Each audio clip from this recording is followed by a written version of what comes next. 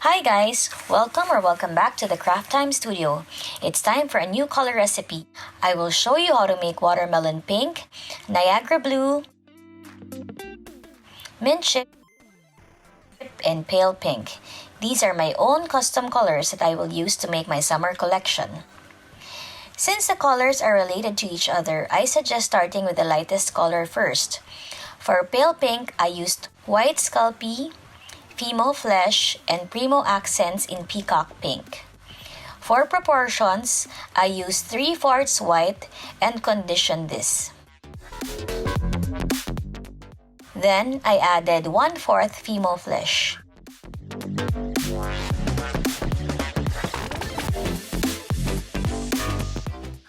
As you can tell, my Fimo clay is pretty flaky. But since my Sculpey white is quite soft, I didn't need to add any oil. I just needed to condition it until the Fimo was incorporated.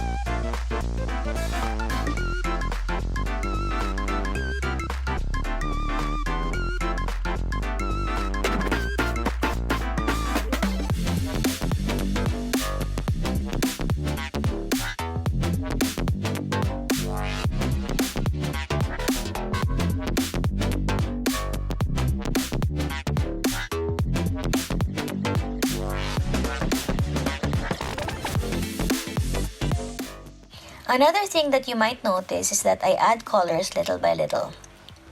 It's only once the first color is incorporated that I add more color.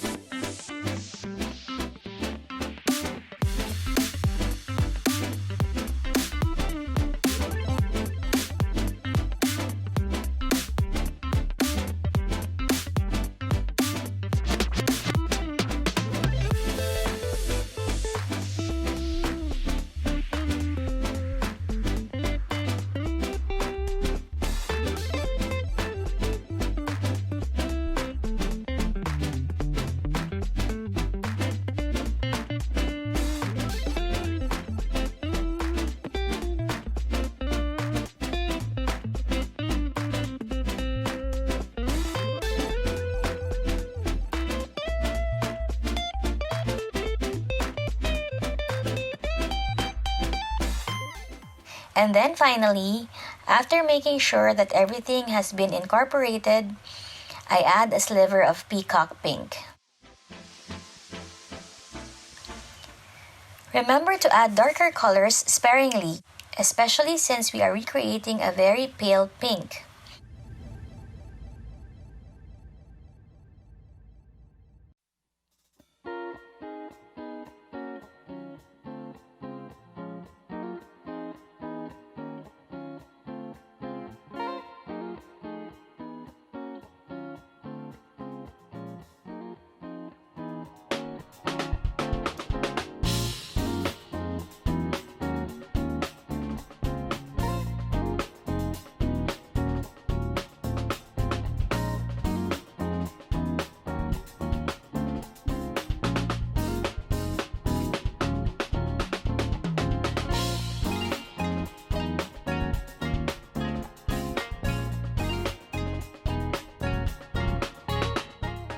I also added a little bit of white mica to add a little bit of shine to my clay.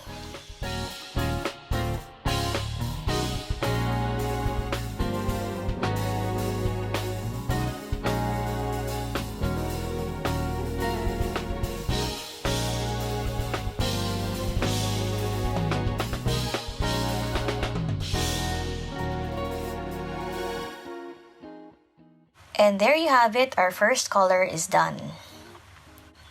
So like I said, I am using the lightest color as my base. So if you notice, I divide my slab in half And starting again with the pale pink, I will then add another sliver of peacock pink. And then, I will pass it through the roller until the colors are blended.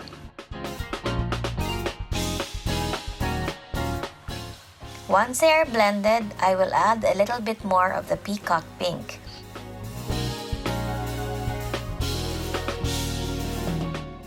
So in total, it is about 1/8 in proportion to my pale pink clay.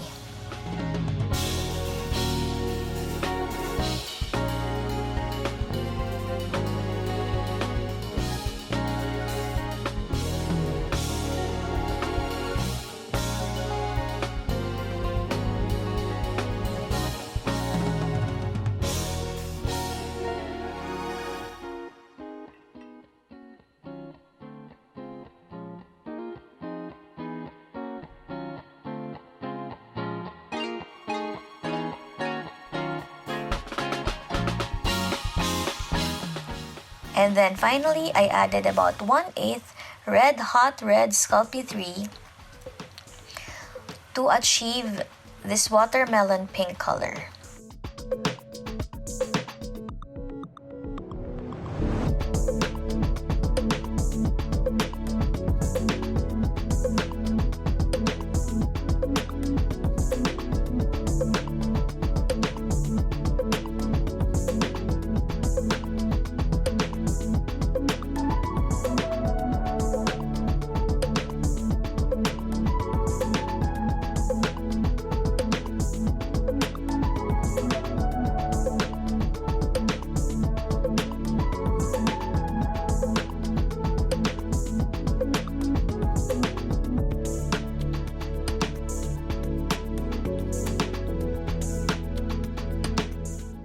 I brushed this with a little mica to give a pearlized effect.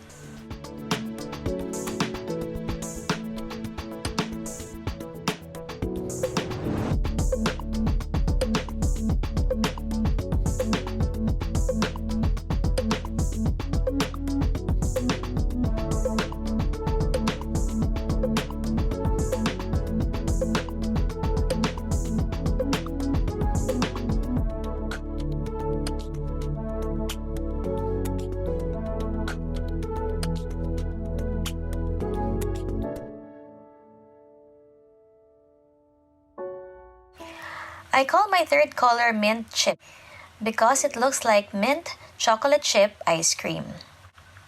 I started with the light color again. I conditioned my white clay and added about 1/8 of peppermint blue Fimo clay.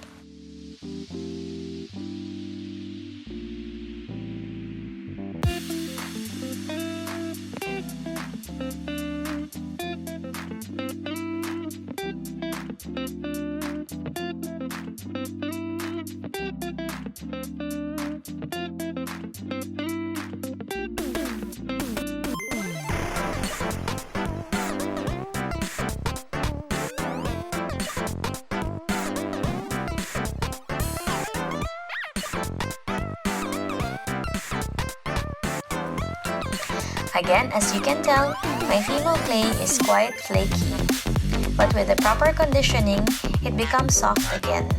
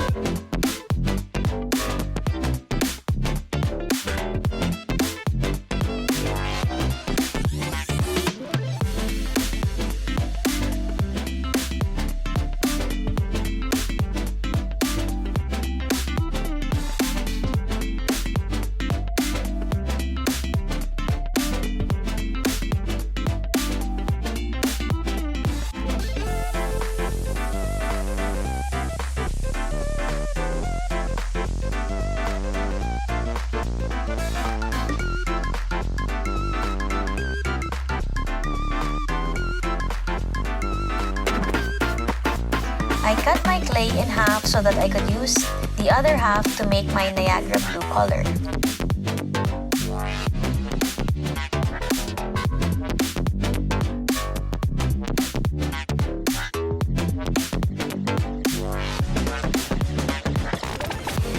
And then I added a sliver of Fimo Effect in glitter green.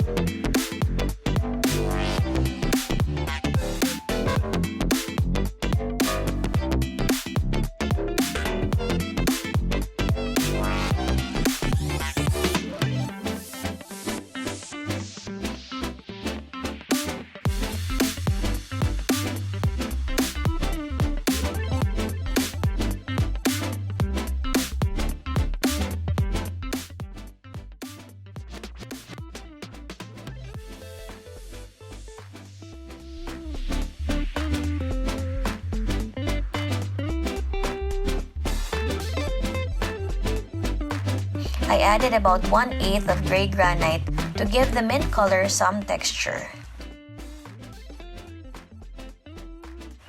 Note that the gray granite does not change the color of the clay. It just gives it that textured look.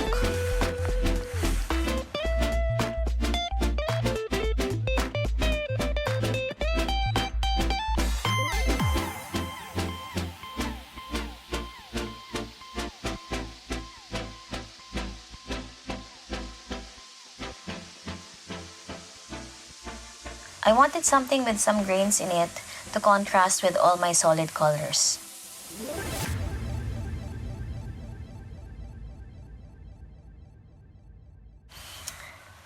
And finally, for the last color, I used the remaining half of the mint slab, and then I added Fimo Sapphire Blue to make my Niagara blue clay. About 1/4 of the sapphire blue was added to the mix to make that darker blue clay color.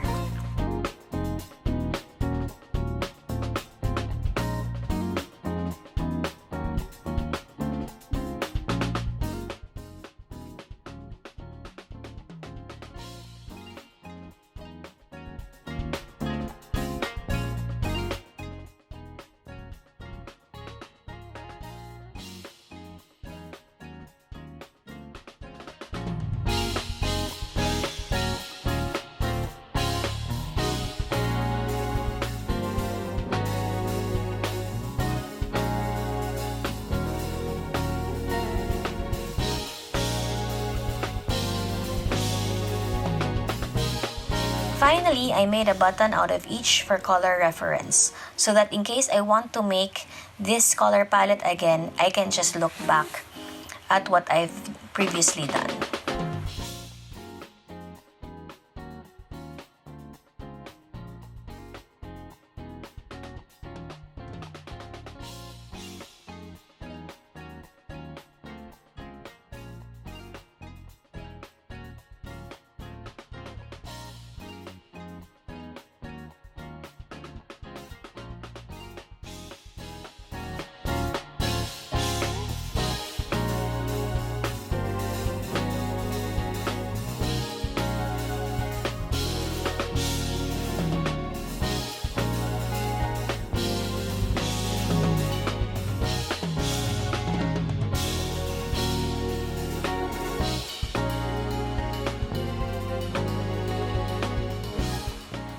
And then, of course, I do a test bake to make sure that I see how the final baked clay looks. For next week, I will also show you how I made my summer collection. I do a lot of color blocking on this collection, and you will see that if you tune in for next week. I hope that you enjoyed this color recipe tutorial. If you have any suggestions on what colors you want to see next, do comment down below. If you haven't yet, please do subscribe to my channel. It really means a lot to me to see that people are learning this wonderful craft. Thank you and have a creative week ahead. Bye guys!